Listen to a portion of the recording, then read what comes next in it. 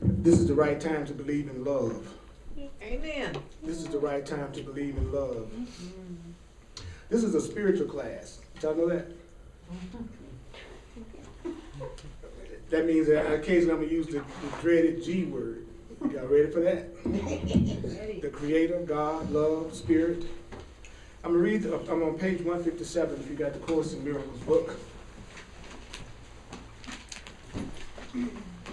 Testing. Testing. And the name of that section is Healing as Corrected Perception. Healing as Corrected Perception. I said before that the Holy Spirit is the answer. The Holy Spirit is the answer to everything because the Holy Spirit knows what the answer to everything is. The ego, which is the mind that you've made up, does not know what a real question is, although it asks an endless number.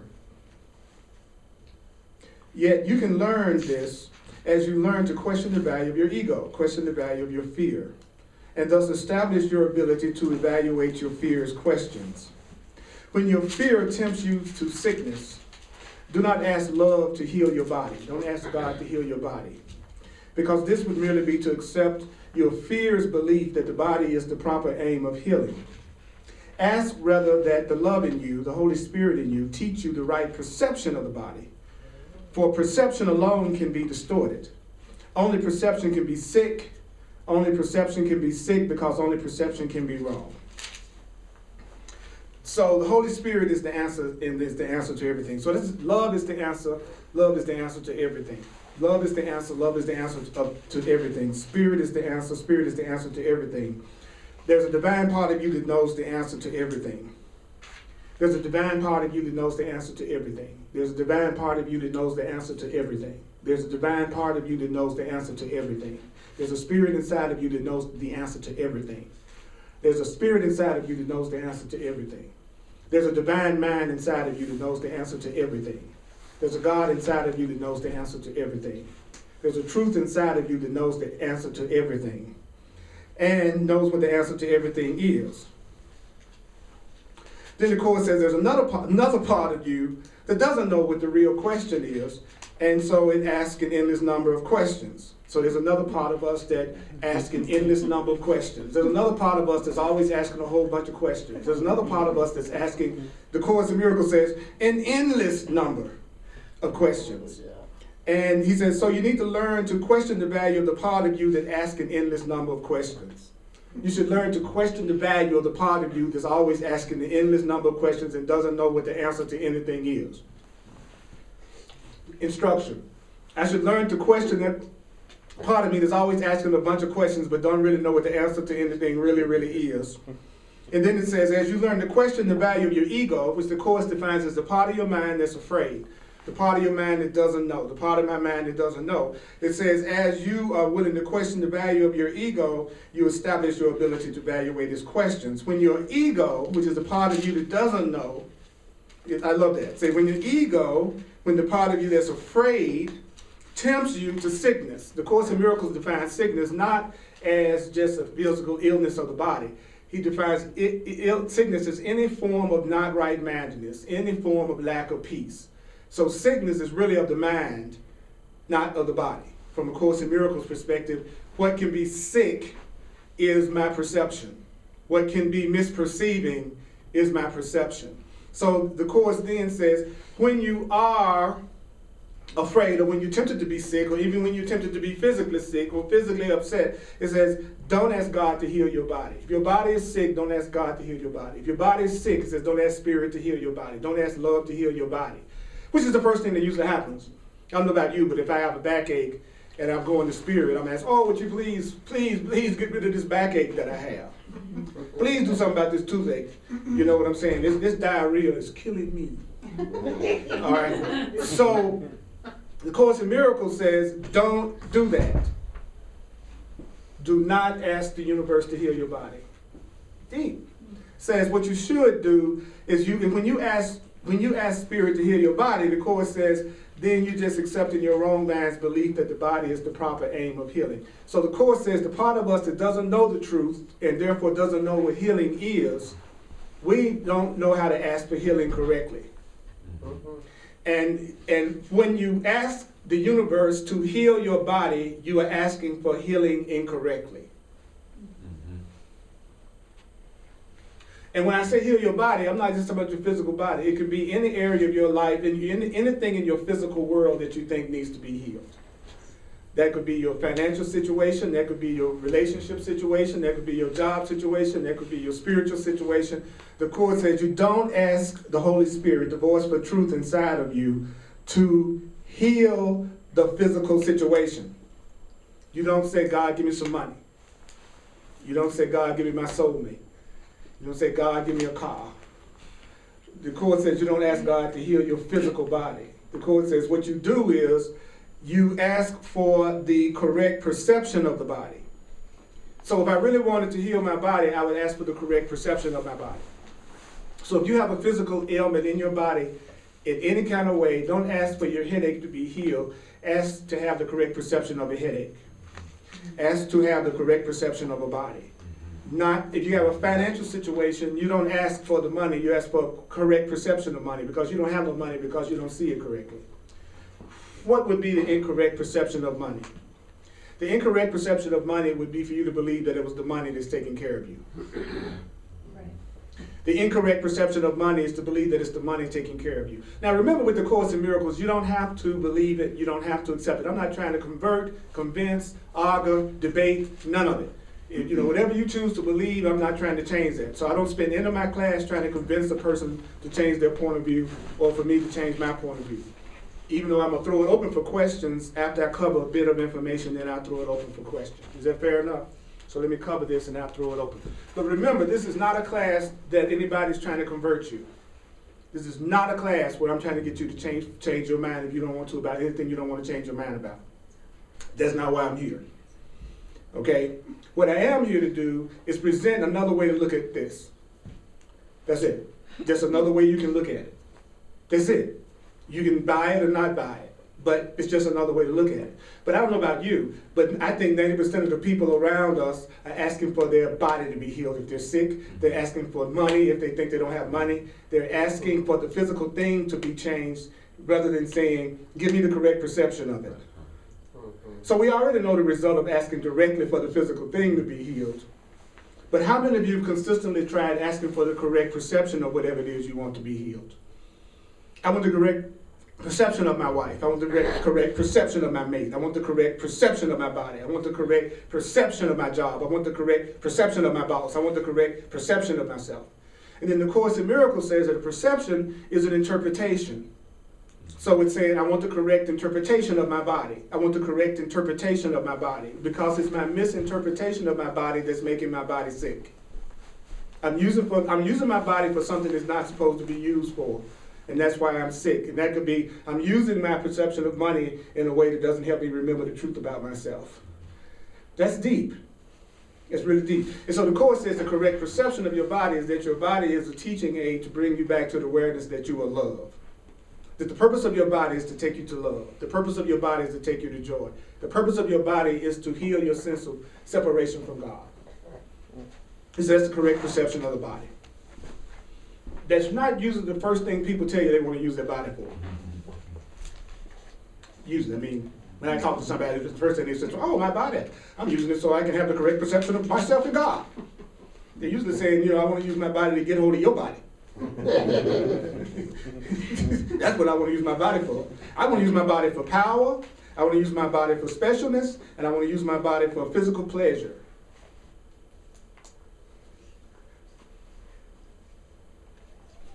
I very sometimes I want to use my body to get myself closer to God, right? Which is closer to love. Because I'm not talking about some man in the sky. I'm talking about the infinite intelligence that created us, that we're a part of.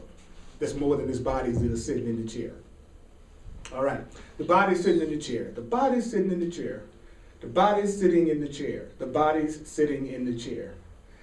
So the Course in Miracles teaches that the reason why I'm sick is because I've forgotten that I'm not the body sitting in the chair. The Course says the reason why I'm afraid is because I've forgotten I'm not the body that's sitting in the chair, that I'm an unlimited spiritual being. Wow. Okay, questions or comments about this? So I thought I saw the hand up. Yeah. Well, and I don't know if you could do this quickly, but a little over 3 years ago, I almost died. Right. And so, using this, how would that context with what happened to me 3 years ago, based on what we just read? Well, I would ask for the correct perception of my body. And the correct perception of your body is that your body isn't ultimately you. That's the ultimate correct perception of the body, is that the body is a means to communicate and a means to join and a means to function, a means to learn that you are love in this world. The purpose of your body is to make you aware that you're one with everything in this world, that you are love. The purpose of death is to make you forget that you are more than your body. Death is the central lie that all lies come from. The Course says death is the central illusion from which all illusions come from. All lies start with the lie that we are something that dies when our bodies die. Yeah, I love how the Course says the love in you and the fear and guilt in you always mixes something that's not true with the truth. Like, in other words, you'll hear stuff like in traditional religion and spirituality that the body, that we don't die, that the body, what we are lives on beyond death. Most religions teach that. But then what the guilt in the mind adds to it is, yeah, but you might live forever in hell and torment. see, the Course says the lie in you always adds the lie to the truth. Like, as soon as you say the truth, then it adds some little part that doesn't make it all the great cool. I could love you, but I could be hurt by you. You know what I mean? It's like it always adds, I'm responsible for what I see, but then I blame myself and beat myself up by saying I'm responsible for what I see. I always take the truth, and the part of me that doesn't love me, the ego, I always add something to it to make it something that I won't completely want to embrace. So the only thing to remember from the first paragraph would be, don't you think, that no matter what you think your problem is right now, ask for the correct perception of it. To me, that was the point of the whole paragraph. If you walk out of here today and whatever you think your problem is, you say, I want the correct perception of that problem, rather than saying that I want this thing fixed, then that's the correct way to ask for a healing in any situation, because it's only your perception of it that's causing you pain. And so, when I almost died 3 years ago, it wasn't because I had these bodily symptoms. It was because my mind decided, yeah. My mind decided, I want. Well, from a Course perspective, the reason why you almost died 3 years ago was because you were trying to convince yourself that you were something that could die, and that you've been taught that you could die.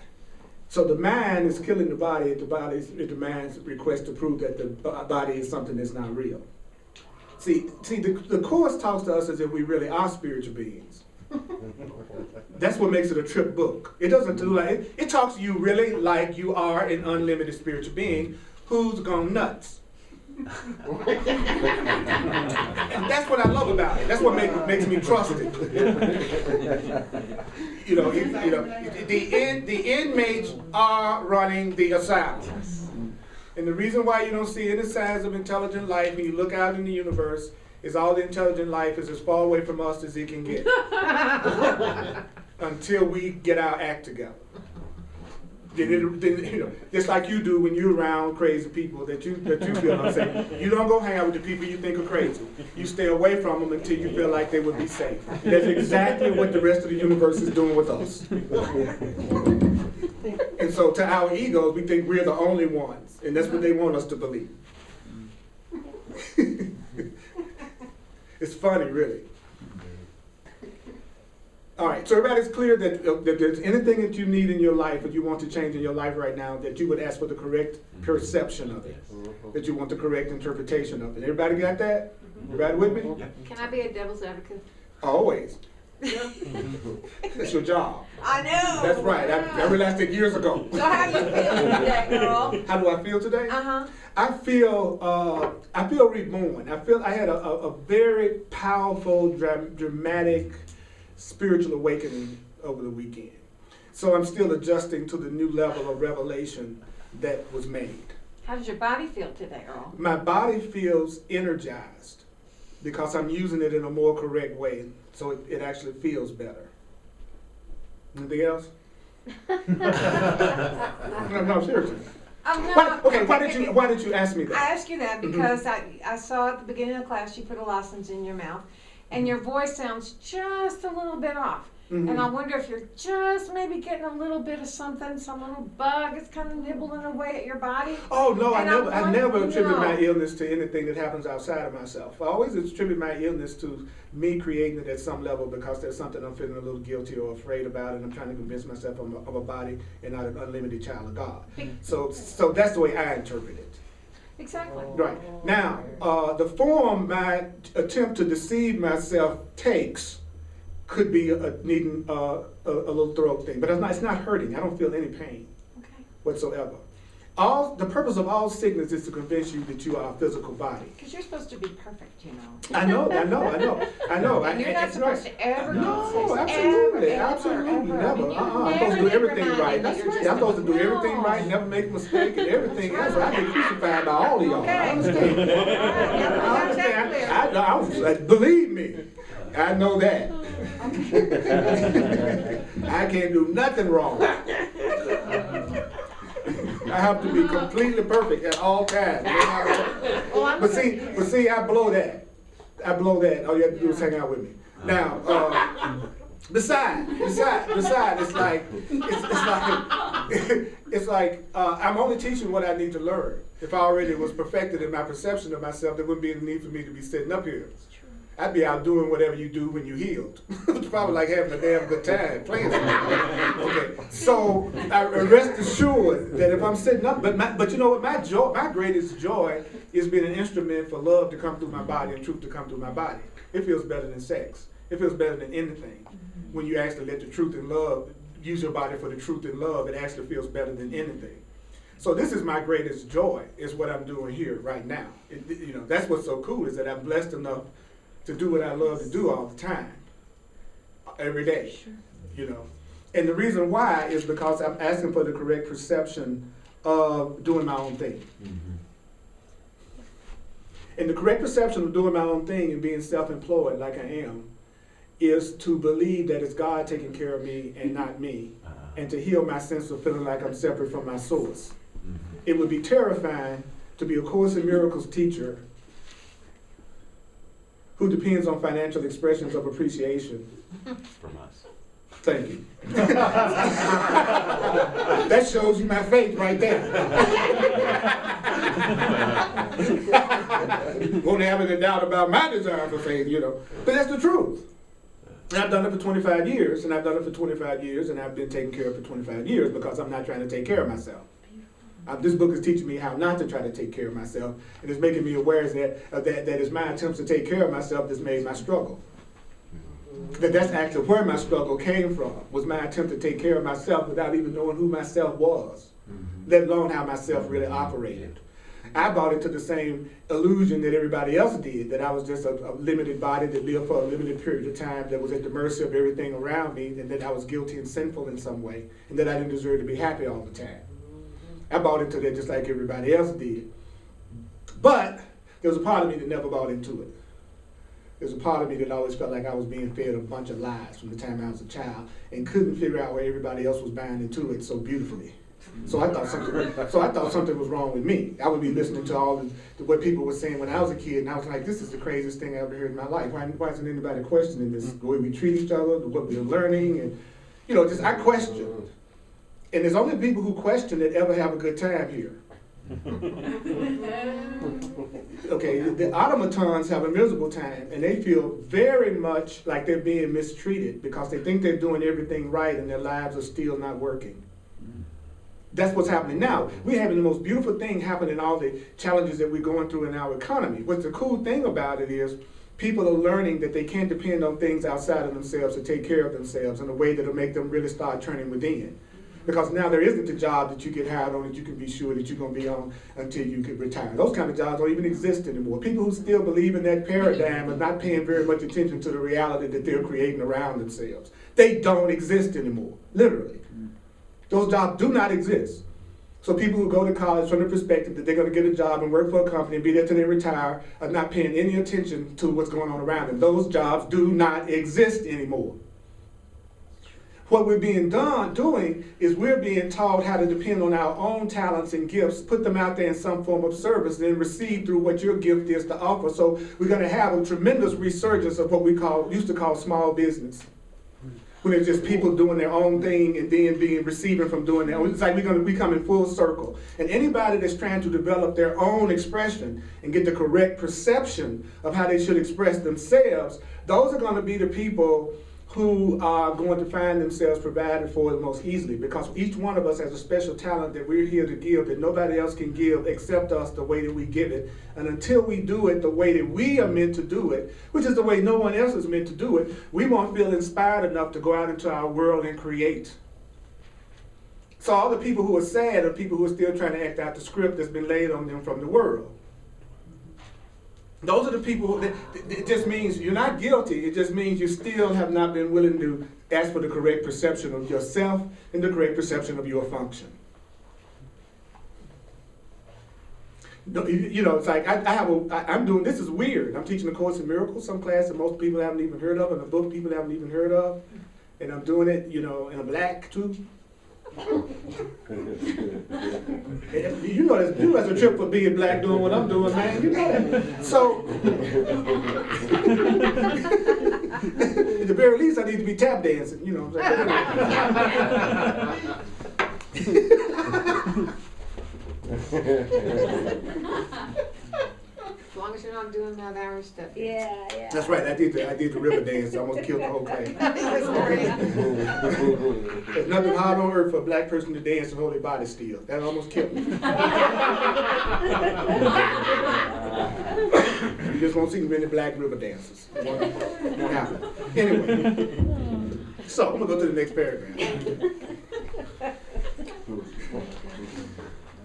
I asked for the correct perception of being juicy and chocolate. You know, you have to do that. You know, so when you leave today, ask for the correct perception of your body so you can heal your body, so your body can be healed. You got to want the right perception of your body. And very least, you want people around you with the correct perception of your body. Right? Good. It says wrong perception is the wish that things be as they are not. And I love that. What's a wrong perception? Me wishing that things be different than the way they are. What? A wrong perception is wishing that something was different from the way that it is. A wrong perception is wishing that something was different from the way that it is. Then the man goes, well, wait a minute, there's some things in my life that I definitely want to be different from the way that there is. Well, that's how you know you got wrong perception.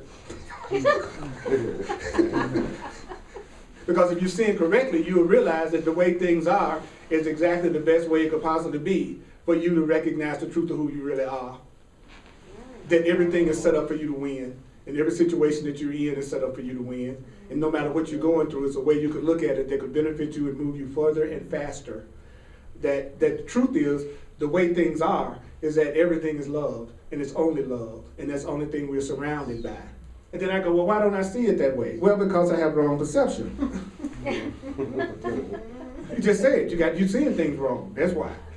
Oh, okay. He says the reality, what do you mean? Well, he says the reality of everything is totally harmless, because total harmlessness is the condition of reality. That's deep. You know, the Course in Miracles tells us when you all are in reality, you will know when you're dealing with real reality and real love, because you will feel totally safe. And until you feel like you're surrounded by an environment within and without that's totally safe, he says, then you are not dealing with reality.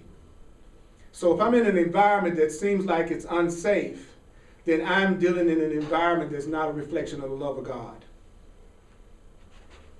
I'm not seeing things correctly if it looks like I'm in danger all the time. And then it says, check this out. It says the reality of everything is totally harmless, because total harmlessness is the condition of everything's reality. Total harmlessness is also the condition of your awareness of everything's reality. So what does that mean to me? Well, it means that in order for me to see a totally safe reality, I have to be a totally safe person. That I'm not going to see a safe reality until I myself am a safe, harmless person to be around. So at the point that I'm truly safe, then that's the point that I'll only perceive and be aware of safety around me. So that means if I'm looking at things as if I'm not safe, there's some attack thoughts in my own mind that need to be corrected. If I'm looking out and I don't see anything that's safe, then there's something going on inside of me that doesn't know about safety. Because the reality of everything as God created it is that it's safe and that it's loving. So first I got to make a decision. I got to go, well, reality is safe, period. If I'm not experiencing safety, there's something that needs to be corrected in me. There's something that needs to be corrected in my perception. There's something I need to do differently than the way that I'm doing it. Now, the average person is going to do the opposite. They're going to say something isn't safe, and they're going to try to change and manipulate and control everybody outside of themselves, rather than go, there must be something inside of me, some interpretation, some perception that I have that needs to be changed. They'll use their mind to come up with what outside of themselves need to be changed. Most people use their mind to figure out what needs to be changed except their own mind. I'm using my mind to figure out everybody that needs to be changed but me. So I'm pondering, is it my job needs to be changed? Is it my mate needs to be changed? Is it my weight? In other words, I'm using my mind to ponder what outside of myself needs to change in order for me to be happy. I'm not using my mind to change my mind. I'm using my mind to change your mind. He says that's why you don't feel safe. Hello. Hello. Hello. Course in Miracles. Kick butt, don't it? Then it says right here, it says you don't have to seek reality. In other words, it says you don't have to seek love. You don't have to seek the truth. You don't have to seek the truth. You don't have to seek the truth. You don't have to seek the truth. It says the truth will seek you. Love will seek you. Love will find you when you meet love's conditions. When I meet the conditions of love, then love will find me. When I meet the conditions of having a great lover will find me. When I meet the conditions of having safety in my life, safety will come to me. I have to meet the conditions of love for love to seek me out. And love is not going to seek me out if I'm harmful. So if I really want to be loved, I got to be a safe man to be around. So in any relationship that I'm in with anybody, male or female, my number one priority is to generate, if at all possible, a perception on their part with my help that I'm safe. Because it's not until they feel safe that their love will come out to me. Your love isn't going to come out to me as long as you're afraid of me. Your love isn't going to come out to me as long as you... That's what's so funny now to watch among young men now, when it's all about how friggin' hard can I be? And if I show the slightest bit of feeling, then literally, in some areas you're called a bitch. And even say that. You're being a bitch. Why? Because I'm feeling with my heart. You're not being hard enough. And so the harder you are, the more unsafe you perceive your reality to be. The more unsafe you feel, the more likely you are to attack.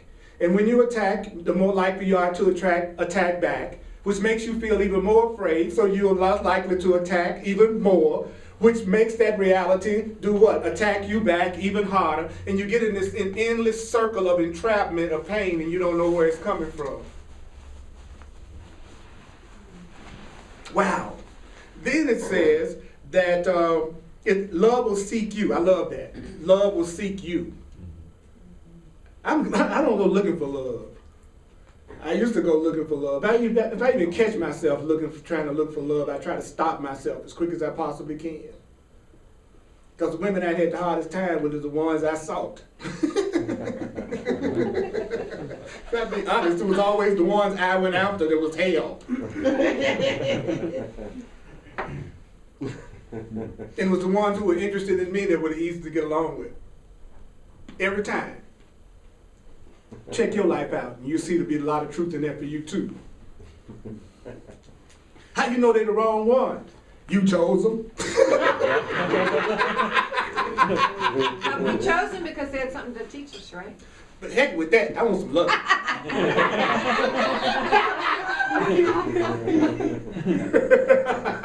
I learned something anyway. But I'm not going to start out with, I'm looking for somebody to teach me a lesson.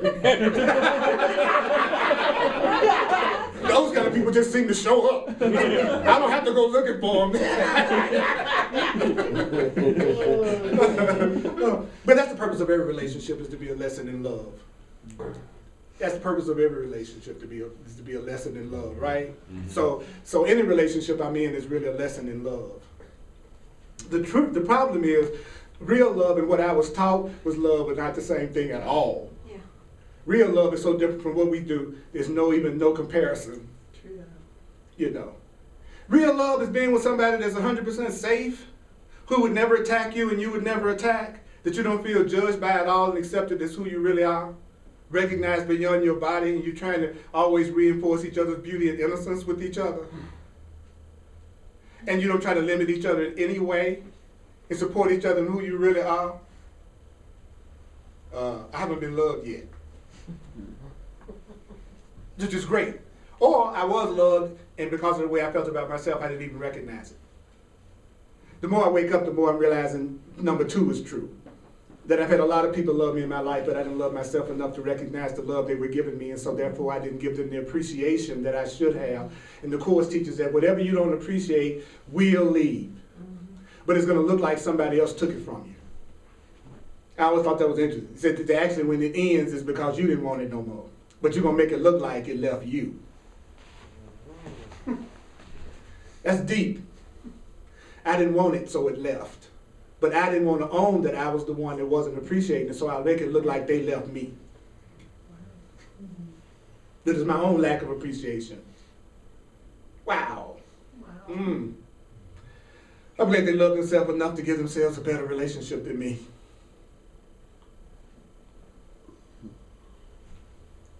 When you said something like, you deserve somebody better than me, it was the time that was the truth. You know, I'm so glad you stopped punishing yourself, left me, and you just stay away too. But you come back. Yeah, I know those people you go back to when you want your butt whooped. You know who to call.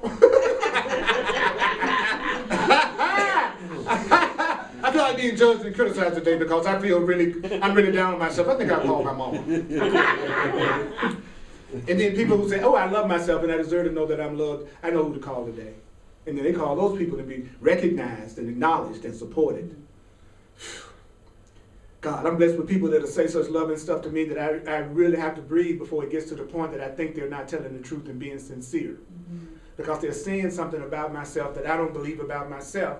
And when someone compliments you more than you think you deserve, then your mind has a tendency to say they're being insincere.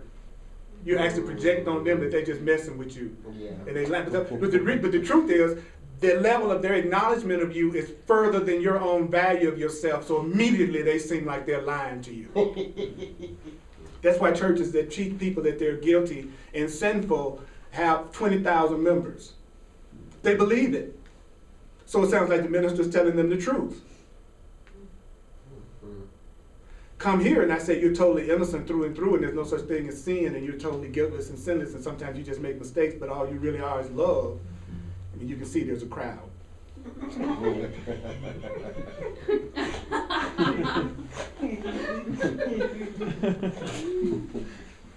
Tell people they're going to hell and they're tired. Oh, yeah. Tell people they're innocent and the bag get passed.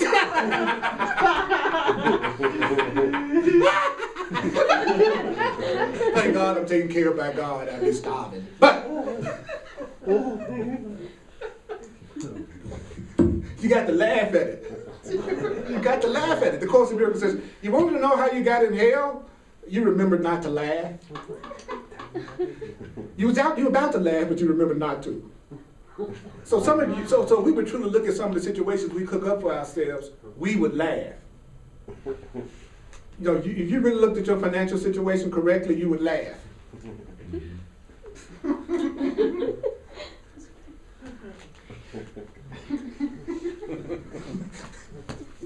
It's a joke to think that a child of God would have anything less than what they really wanted. It's a joke. It's a joke. Let me go on a little bit further because I can't say anything that's more wise than this. People say, you're so brilliant. I say, I know how to read. So the Course says, let's say it again. Love will seek you and find you. I like that part. It said when you meet the conditions of love. The conditions of love are part of what love is. And this part is only up to you. What part is only up to you? To meet the conditions of receiving love. What's the condition of receiving love? Well, he just told us. The condition for receiving love is stop being a hellraiser. Stop attacking. Be totally safe. Be totally harmless. The ego, which is a part of us that doesn't love us, it tells us if you're that way, people are going to take advantage of you. They're going to hurt you. You're going to be too vulnerable. Right? Oh, yeah. Okay. And then it goes on to say, you need to do so little because your little part is so powerful that it will bring the whole to you. Accept then your little part and let everything be yours. I'll say that again. Why is it that you need to do so little in order to have love seek you and find you? Because even your little part is such a powerful part that it will bring everything to you. Okay, let's review. What is the little part that's the powerful part that will bring everything to me? Being harmless and being helpful, which is the same thing, and asking for the correct perception of myself and everything that's happening in my life. Leave here today asking for the correct interpretation of my life. I need the correct interpretation of everything that's going on in my life right now. I need the correct interpretation of everything that's going on in my life right now. If I had the correct interpretation, then it would be healed. It's only my interpretation that's causing my problems. It's only my perception that's causing my problem.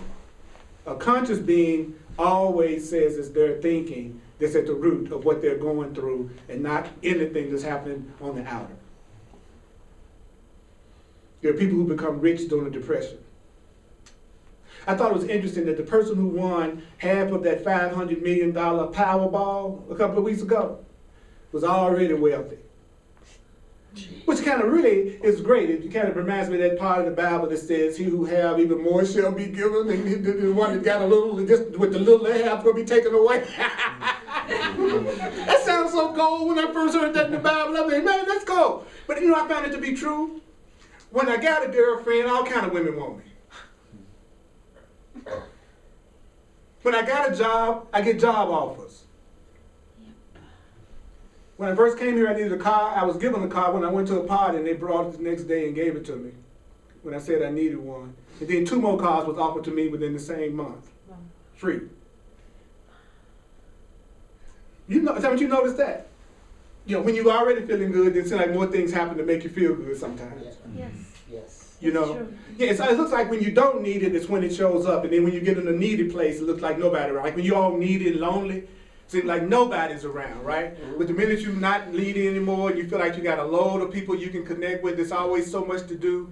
You can't even keep up with all the stuff to do. It's true. You know, I have so much to do on the weekend if I wanted to, that I can't really decide what to do.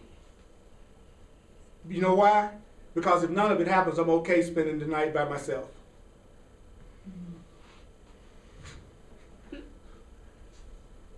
So I asked for the correct perception of socializing. What is the correct perception of socializing? Using your socializing to love yourself more and love others more. Wow. Wow. People tend to invite you to parties when you pretty much bring something positive and loving to the experience. I don't know, I've noticed that. Is that right? Oh, yeah. Is that right? Oh, yeah. What I love about all of you is regardless of how you respond to anything I say, I know that whatever's going on, it's just your choice to still continue to let your life be however it is. And so I don't have to take it personal. Isn't that cool? Isn't that cool? It's like once you know the way out and somebody's told you the way out and you still continue to stay exactly where you are, then the people who are watching you, they know they just want to be that way so they don't have to feel bad about you being the way you are. So they stop feeling guilty about how people are around them. Because I know you're just choosing to be the way you are when you could be another way. So why should I get all upset about how miserable you are? Or how happy you are? It's your choice. Because you have alternatives to choose from and you're not using them. So why should I get all bent out of shape about that? That's you choosing to stay unhappy. I'm willing to join you in your happiness as soon as you're ready to be happy. And I'm going to have a good time while you decide. And that's because then that's the best thing you can do. Let me party while you decide whether or not you want to party. Then when you decide to join me in the party of life, then we'll be partying together. I won't resent you because I was having a good time while you were choosing to be miserable. So I don't have no grievance with you. I'm not sad because you sad. So you can be sad as long as you want to. It's like when people have a grievance with me. I always tell myself when they're ready to be sane again and be loving with me again, then I'll meet them where they want to be today. I won't hold that against them if they're ready to be sane now. But I'm not going to not have a good time while they're deciding whether or not they like me. Does that make sense to everybody? Yes. Okay, don't wait for nobody. Don't wait for nobody.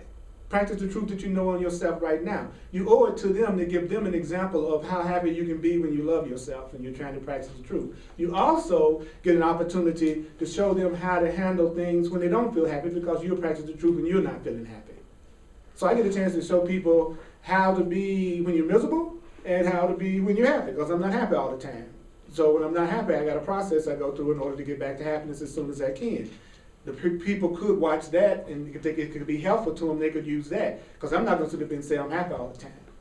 Because I'm not happy all the time. Sometimes I'm miserable.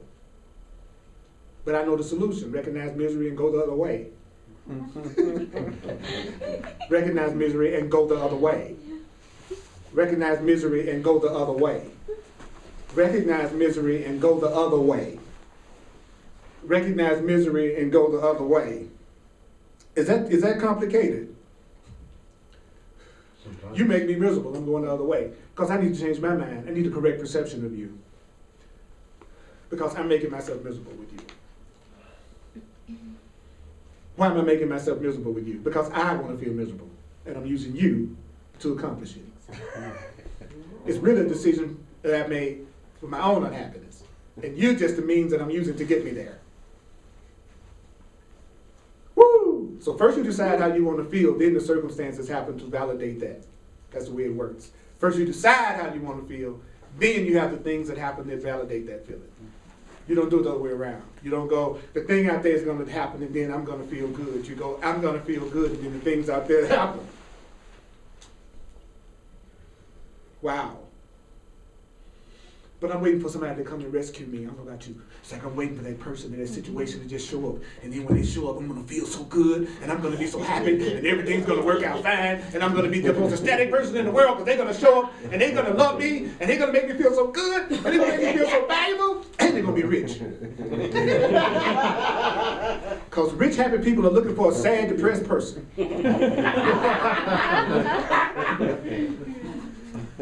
They can't wait to swoop me up. They're praying every night for somebody that's like me.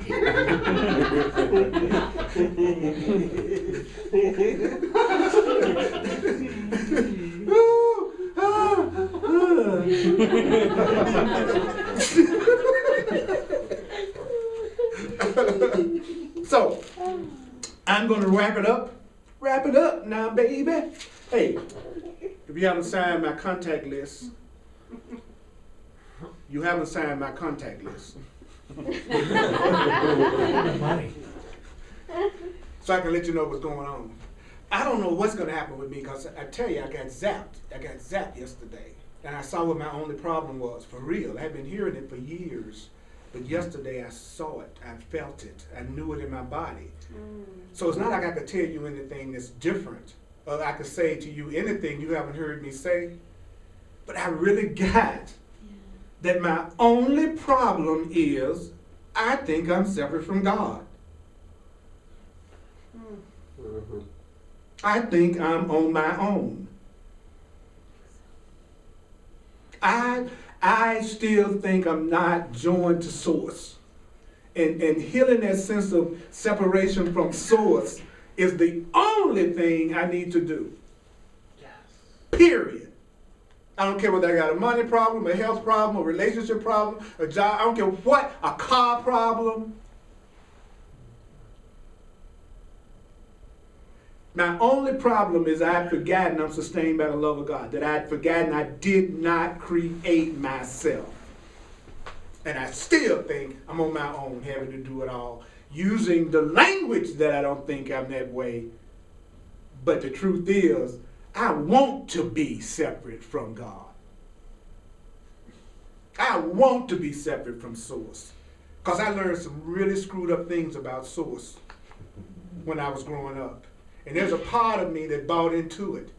And there's a part of me that's afraid of my own creator and thinks that I'm guilty and sinful and that I'm going to be punished. And so I've been on the lam from the day I was born. My body is my getaway car. My body is how I've been hiding the truth from myself to make myself think I'm separate and vulnerable. And I use the things in the world to make myself think I'm vulnerable and separate because I'm afraid of God. I'm afraid of my connection to Source. All I have to do is ask for the correct perception of God in the situation that I'm going through, do everything in my power to be harmless and safe for the people around me, right? Meet the conditions of love so that love in abundance will seek me out when I reach its conditions. Do my little part, which is to be willing to change my mind so that everything that's already been given to me can come into my awareness and I know no lack on any level. That's what I should spend all my time doing, period, with everything and everybody in my life. Knowing that for a while, I might still look like I'm having the same challenges I've always had. But tell myself the purpose of that challenge is, in some ways, to make me forget who I really am. To make me think I am limited, that I am by myself, and then go, I'm not going to fall for it. This is a trick to make me think that I do not have the support of God. That's what my financial problem is. That's what my health problem is. It's a defense. It's the part of me that doesn't think I deserve to be happy, trying to convince me that I don't. And stop right there and ask for the correct perception of the situation. Say, I want to see this differently. I want another way to look at this. And then surround yourself as much as you can around people who remind you that you are deserving and innocent and powerful. Consistently. And watch your experience change. Now, it wasn't overnight that we learned to think the way that we think that's not supportive of ourselves. So it's really kind of unrealistic to think you're going to wipe out 50 years worth of